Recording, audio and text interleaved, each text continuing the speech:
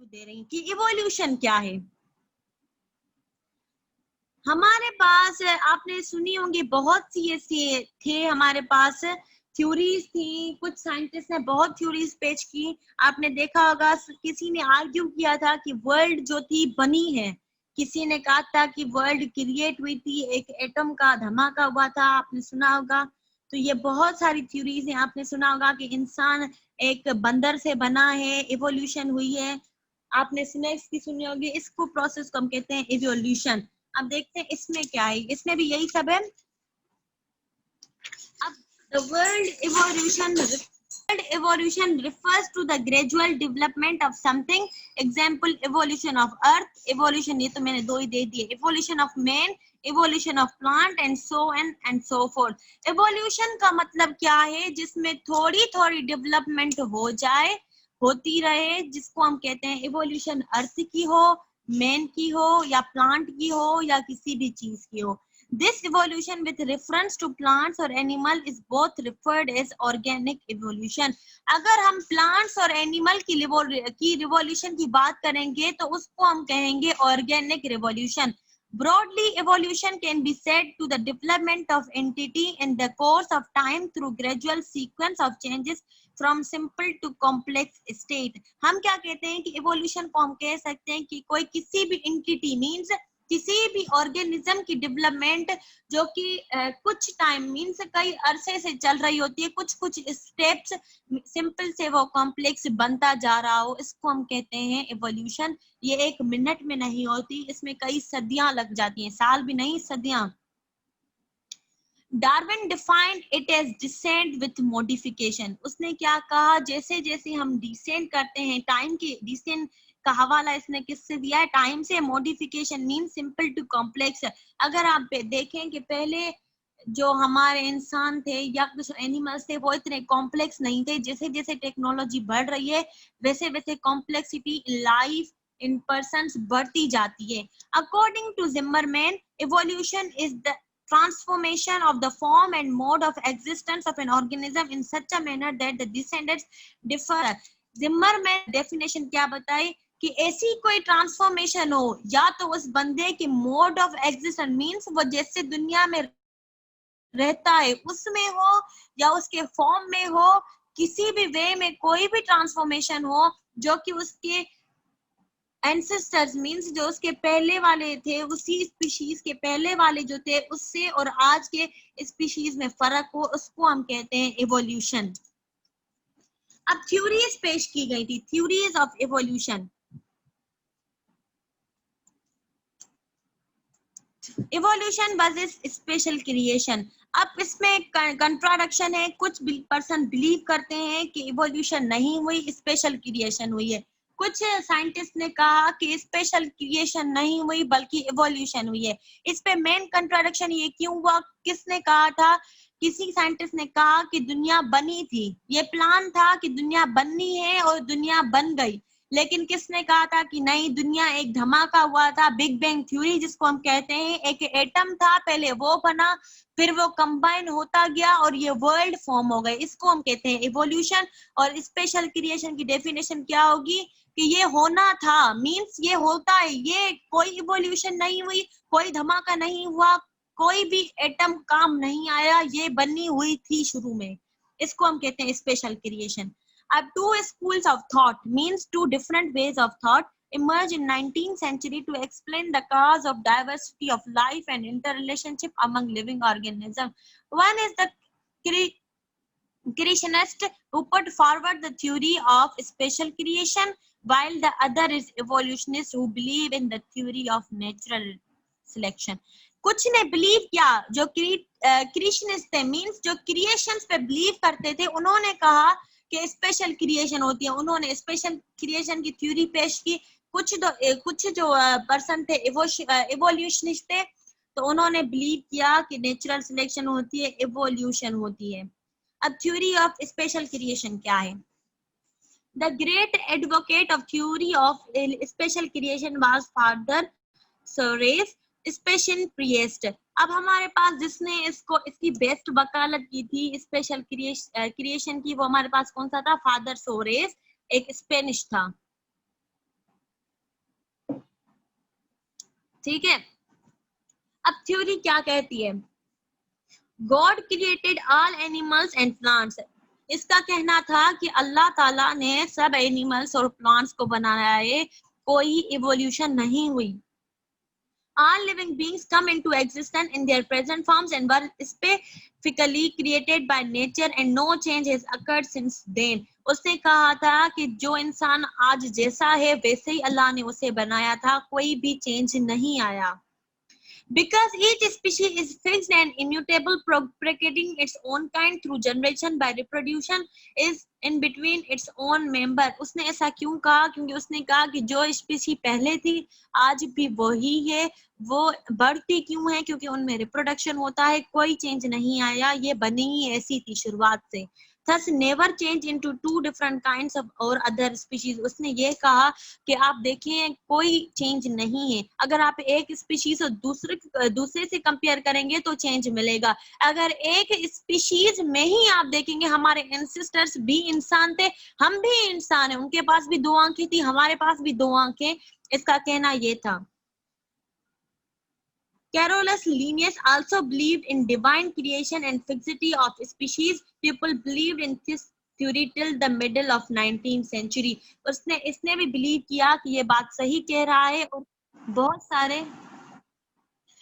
सारे लोगों ने भी बिलीव किया कि इसने सही कहा है, और ये बात सच हुई मिडिल ऑफ 19th सेंचुरी पे। आगे क्या हुआ हम देख लेंगे। अब थ्योरी ऑफ नेचुरल सिलेक्शन क्या है? एन अदर थ्योरी पेश की गई थी नेचुरल सिलेक्शन, जिसका नाम था a process in which the fittest of an organism in its environment select those trait that will pass on with the great frequency from one generation to the next. अब fittest क्या है? वो environment, वो conditions को हम कहते हैं जो एक स्पीशी के लिए सुइटेबल थी, या जो ट्रेट, जो कैरेक्टरिस्टिक जो उन्होंने बनाना चाहा खुद को, अगर उन्होंने वो फिटेस्ट मेथड था वही उन्होंने अपनी जनरेशन में पास किया, इसको हम कहते हैं फिटेस्ट मेथड। जैसे आपने सुना होगा कि जिराफ का एग्जांपल, जिराफ की गर्दन पहले छोटी थी अब बड़ी है, क्यों? क्योंकि उसने क्या किया था, ऊंचे ऊंचे प्लांट्स लगे हुए थे, उसे खाना खाना था और वो जंप मारता गया, इसीलिए उसकी गर्दन बड़ी हो गई।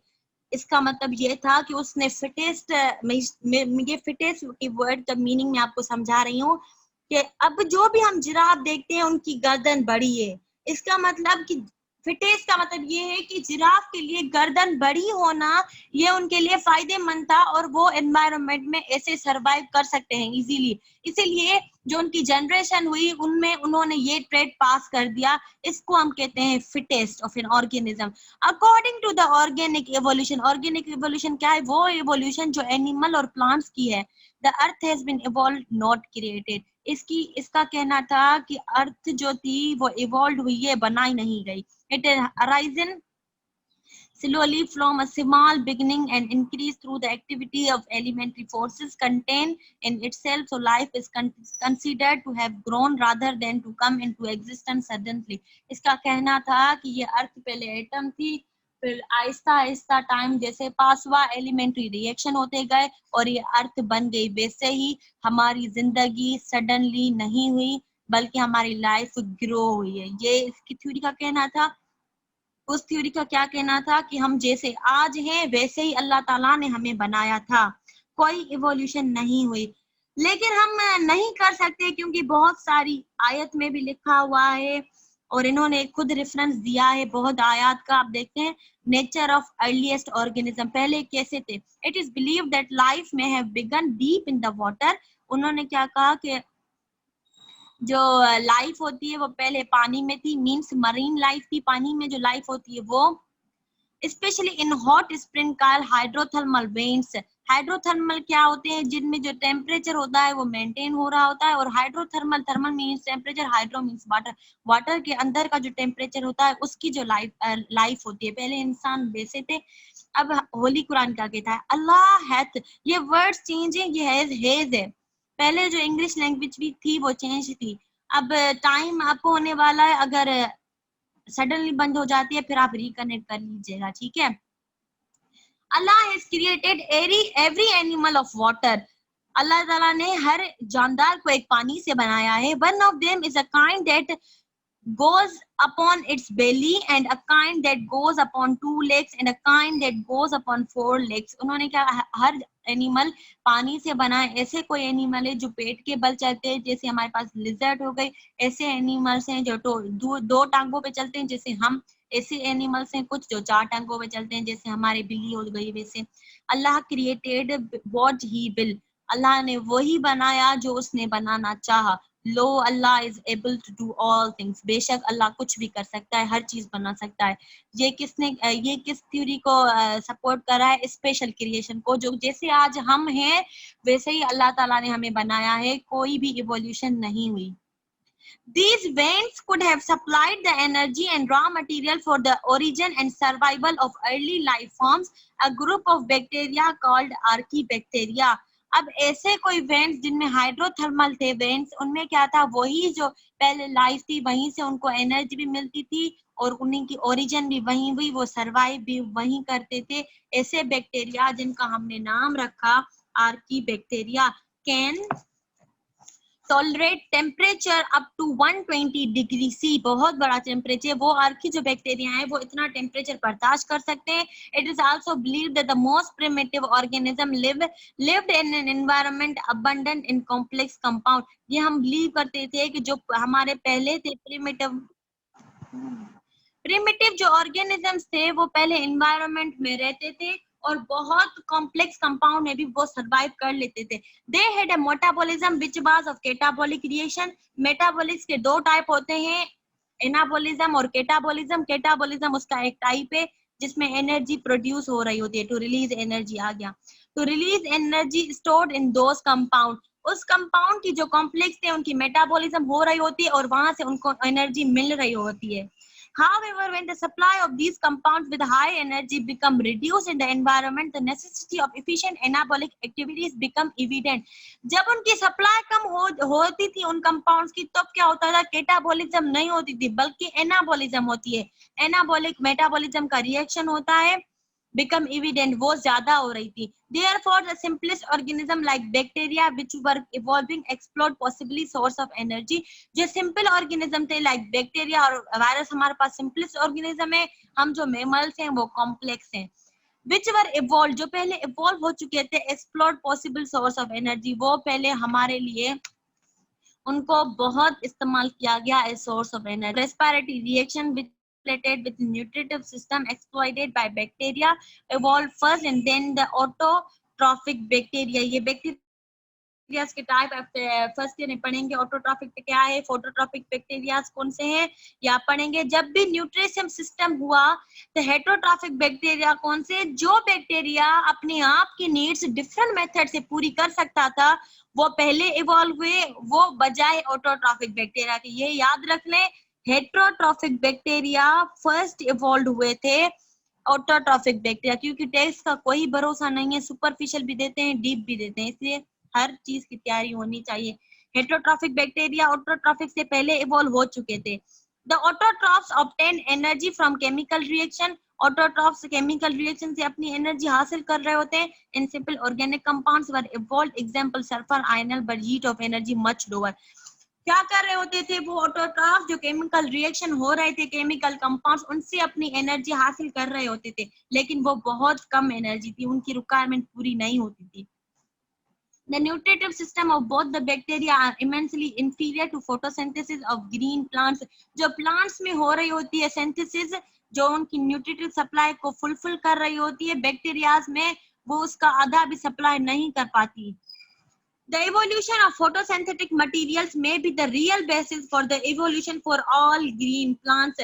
जो photosynthetic method होता है plants में, कैसे plant sunlight की मदद से और leaf की वजह से अपना खाना तैयार करते हैं, वो बेसिक है, evolution हुई है green plants में. The oxygen liberated during photosynthesis by decomposition of water begin to accumulate in the atmosphere.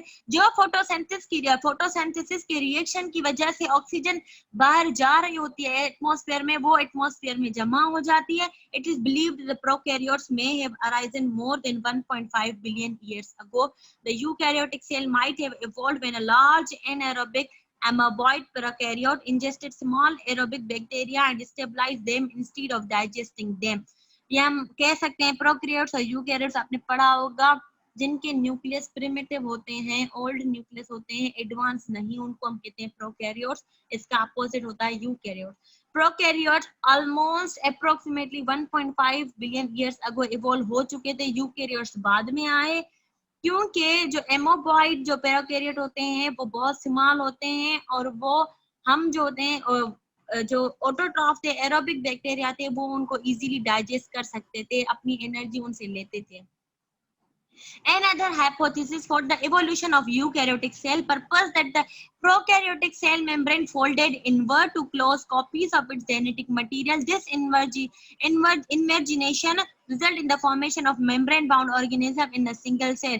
एक हाइपोथेसिस की क्या हुई, उन्होंने कहा एवोल्यूशन ऐसे होती है. यूकैरियोटिक सेल की एवोल्यूशन कहाँ से हुई है, इनका कहना था कि प्रोकैरियोट की हुई है. प्रोकैरियोट की जो लेयर होती है, जो कवर होता है, जिनको हम कहते हैं सेल मेम्ब्रेन, वो अपने आप को अंदर फोल्ड कर लेती है, जिसकी वजह से मेम्ब्रेन बाउंड ऑर्गेनिज्म पैदा होते हैं, ऑर्गेनेल्स बनते हैं. In any way, development of eukaryotic cell lead to increase the complexity and diversity of life form in the earth.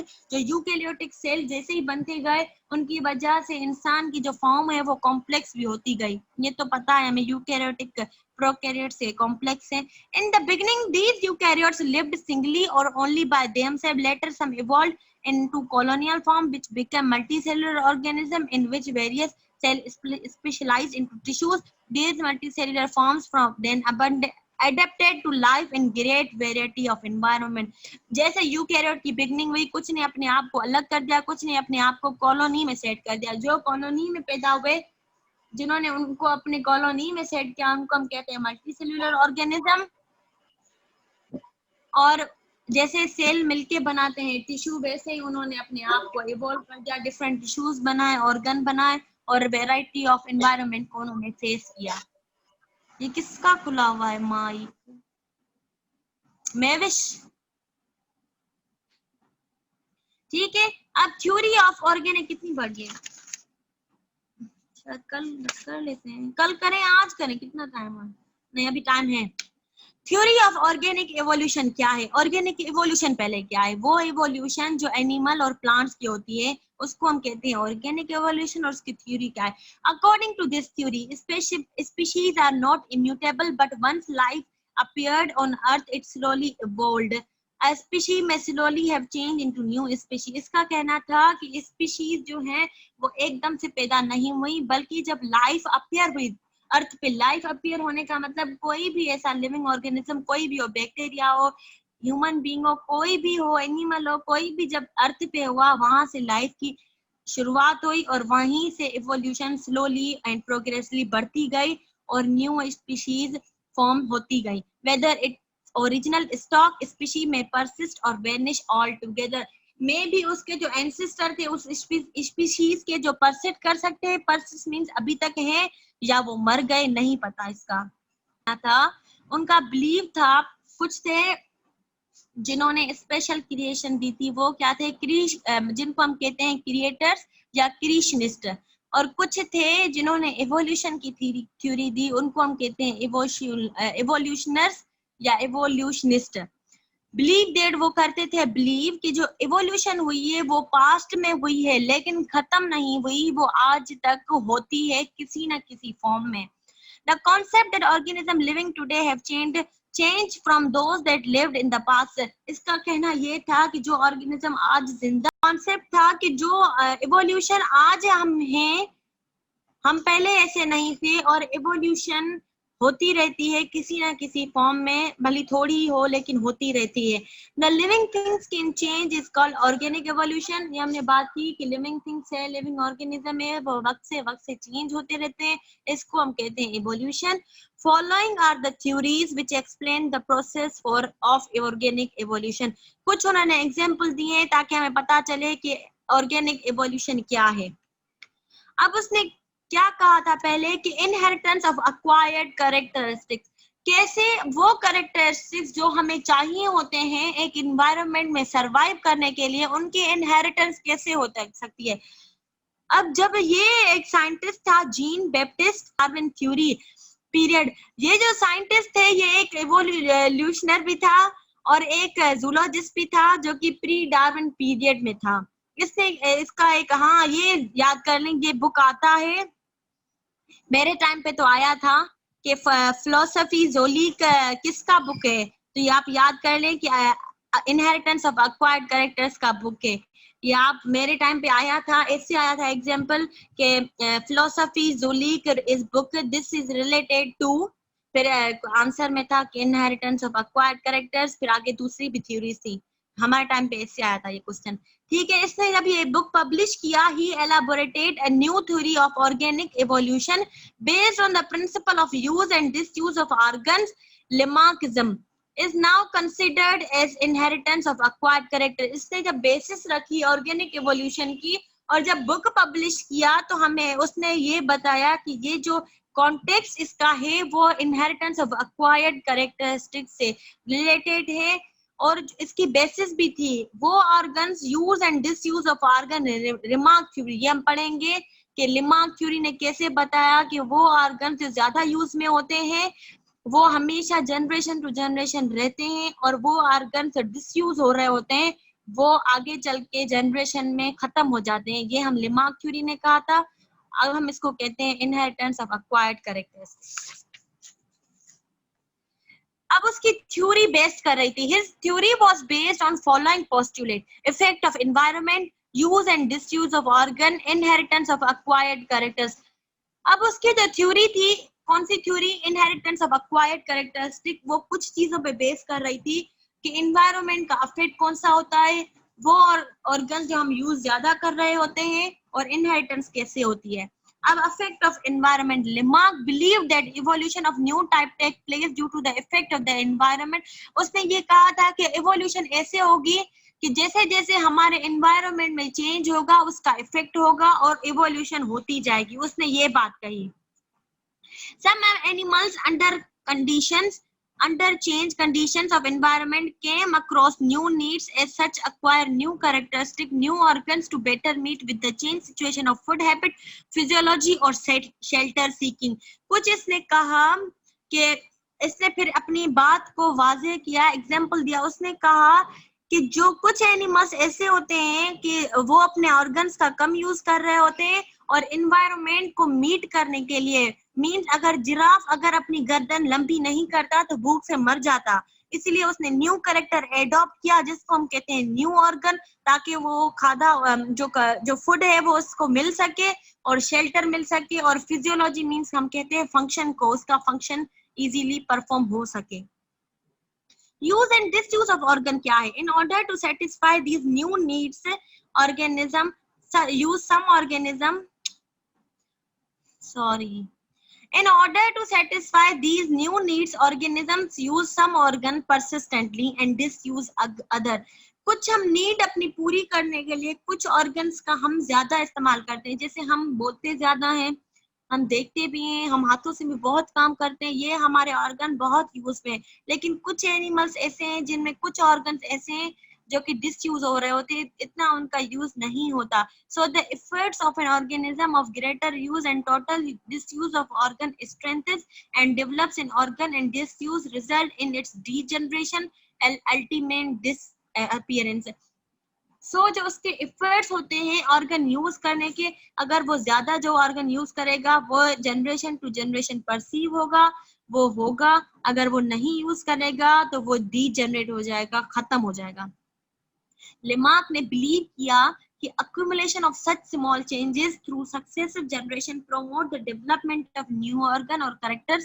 उसने ये बिलीव किया कि ऐसे थोड़ी थोड़ी चेंजेस की वजह से जनरेशन में बहुत डेवलपमेंट आ रही है और जो न्यू ऑर्गन्स बन रहे हैं। which are transmitted to offspring in the generation, जो कि offspring में भी ट्रांसफर हो रहे हैं. This is called inheritance of acquired characters.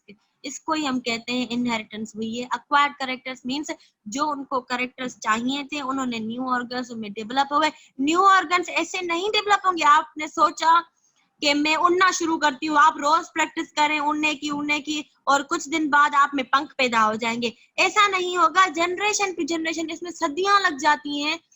जैसे हम आगे पढ़ेंगे जिराफ का मैं बार बार कह रही हूँ, स्नेक का भी एग्जाम्पल हम लेते हैं, हम आगे पढ़ेंगे कि उसमें कैसे हुई थी. अब inheritance of acquired characters. Lamarck believed that once made the adapting called acquired characteristics are transmitted from generation to generation. ये बात क्लियर है. So new generations show new characteristic with the development of some new organs on the basis of use and disuse organs. अब कुछ जो generation है वो उसमें new characteristic पैदा हो जाएंगे क्योंकि जो उनके एंसेस्टर थे उन्होंने उन ऑर्गन का यूज नहीं किया, इसीलिए वो खत्म हो गए, और जिनका ज्यादा किया वो हैं. Lamarck cited numerous example to illustrate and support his evolutionary theory. उसने कुछ एग्जाम्पल बताए जो उसकी थ्योरी को सपोर्ट कर रहे थे. Evolution of giraffe. The horse-like ancestor of the giraffe, and horse-like means जो उसके ancestor थे वो घोड़े की तरह थे, which when migrated to Africa when forced to feed upon the foliage of tall trees, the continuous effort of the stretching their necks and forelimbs to reach the tall trees restricted in an increase in length of those parts which were inheriting of the next generation, successive generations. The present day giraffe is enormously elongate neck and forelimbs. अब उसने क्या कहा था कि जो giraffe के ancestors थे वो हॉर्स लाइक थे. जब किसी वजह से इनको अफ्रीका भेज दिया गया, वहां पे जो ट्रीज थे वो टॉल थे, बहुत टॉल थे, और उनकी जो रीच थी, आप फिगर में देख लें, ये पहले कैसा है फिर कैसा है फिर अब देखें. जब उन्होंने अपने फूड के लिए जब उन्होंने जंप मारना शुरू कर दिया तो उनमें ये इवोल्यूशन होती गई और उन्होंने अपने आगे वाले टांगों का इस्तेमाल किया और गर्दन का इस्तेमाल किया. इसीलिए आज जो हम जिराफ देखते हैं, जिराफ उनकी आगे वाले टांगी बड़ी होती हैं और गर्दन बड़ी होती है. इसका मतलब ये किस थ्योरी को सपोर्ट कर रहा है? उस थ्योरी को कि अगर हम जिस ऑर्गन का यूज करेंगे ज्यादा, वो ज्यादा इवोल्यूशन करेगा और परसीव रहेगा जनरेशन टू जनरेशन. अब आते हैं स्नेक की कैसे इवोल्यूशन हुई है. In order to escape the attacks of many mammals, the lizard-like ancestor of snake developed the habitat of gliding over the ground, creeping through narrow fissures and holes. As a result, after a large number of generations, their bodies elongated and the limbs disappeared due to disuse.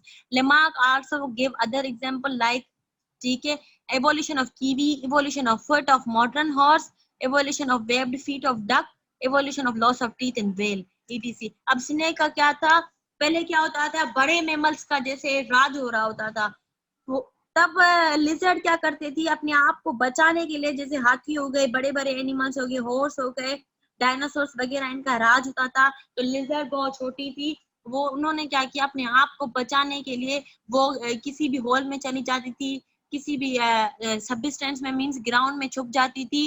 तो जैसे जैसे ये करती गई तो आज हम देखते हैं कि रिजल्ट कैसे इन्हें पे जो हमारे पास जो आज वाली है उसकी कैसे हुई, क्योंकि उसने अपने आप की लिम्ब से जो चलना उसने छोड़ दिया, उसने रेंगना शुरू कर दिया. इसलिए जो आज रिजल्ट है, दीवारों पे रेंगती है, अपने बेली के पे चलती है, इसलिए उनमें ये हुई इवोल्यूशन. क्योंकि उन्होंने अपने लिम्स का इस्तेमाल नहीं किया, उन्होंने क्रीपिंग की, ग्राउंड पे मींस रेंगना, इसकी वजह से वो ऑर्गन डिसयूज हुए और वो डीजनरेट हो गए.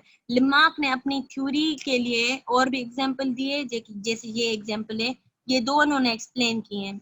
अब ऑब्जेक्शन कुछ लगे, हर थ्योरी पे कोई ना कोई ऑब्जेक्शन होता है, वो उसको उनके जवाब देने होते हैं. लिमार्क थ्योरी पे भी बहुत जबरदस्त ऑब्जेक्शन लगे.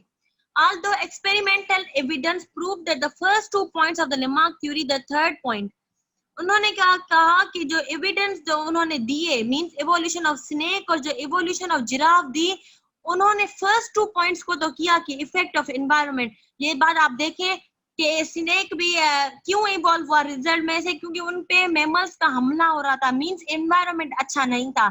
जिराफ ने भी क्यों इवॉल्व किया, क्योंकि उनके पास भी एनवायरनमेंट अच्छी नहीं थी, उनके पास खाने की किल्लत थी और ट्रीज बहुत लार्ज थे.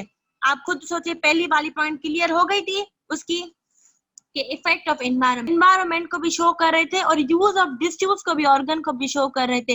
वो किस वे में कि स्नेक ने अपनी लिंक्स जो यूज नहीं की इसलिए वो डीजनरेट हो गई। ठीक है, अब हम देखते हैं कि ऑब्जेक्शन क्यों लगा। इनहेरिटेंस ऑफ एक्वायर्ड कैरेक्टर जो उसकी थर्ड पॉइंट थी उस पे ऑब्जेक्शन लगा था। However did not seem to be operating in the process of evolution. उसने बताया कि इवोल्यूशन में कहीं भी हुई नहीं inheritance. The transmission of acquired characters is crucial factor to the theory given by Lamarck. Many objection were put forth against this hypothesis. One क्या है हमारे पास, mutilation as a result of accidents और डिजीजेस आर नॉट इनहेरिटेंस। वो mutilations जो inherit हो रही थी किसी भी एक्सीडेंट की वजह से या डिजीजेस की वजह से इनहेरिट नहीं हो पाई। दूसरी, boring of holes in ears and nose in mothers is not inherited in new born child. जैसे हम में क्या होता है कि कोई नाक अपनी सिलवाता है, कोई कान जो होती है, अगर हमारे बच्चे होते हैं तो उनमें तो ये नहीं होता। उसकी बात सही थी कि क्यों, अगर इनहेरिटेंस हो तो बच्चों में भी ये शुरू से ये हो, बोरिंग होती हुई हो। उसकी बात भी सही थी। Many human families in ceremony in infants males in thousands of years despite the every baby boy is each generation is born with a foreskin. This proof that acquired characteristics are not inherited. अब ये बात ये करना चाहता था कि मैं आपको पता है, अब मीन्स आपने सुना होगा कि लड़का अपनी सुन्नत करवाता है। वो क्यों करवाता है? अगर एक लड़के ने अपनी सुन्नत करवा दी, शादी से पहले होती है, तो बच्चे जो उसके पैदा होंगे तो उनमें तो सुन्नत होनी चाहिए थी, तो वो क्यों नहीं होती, वो क्यों नहीं इनहेरिटेंस में आ गई। And the greatest set of back of Lamarck's was Weismann's theory of germinational continuity in 1892. His was Journal Biologist. उसकी जो उसका जो मेन ऑब्जेक्शन जिस थ्योरी की वजह से लगा था वो था वेस्टमैन्स थ्योरी, जिसको हम कहते हैं जर्मिनल कंटिन्यूटी थ्योरी। अभी हम कल पढ़ेंगे कि इसने कौन सी ऐसी बात कही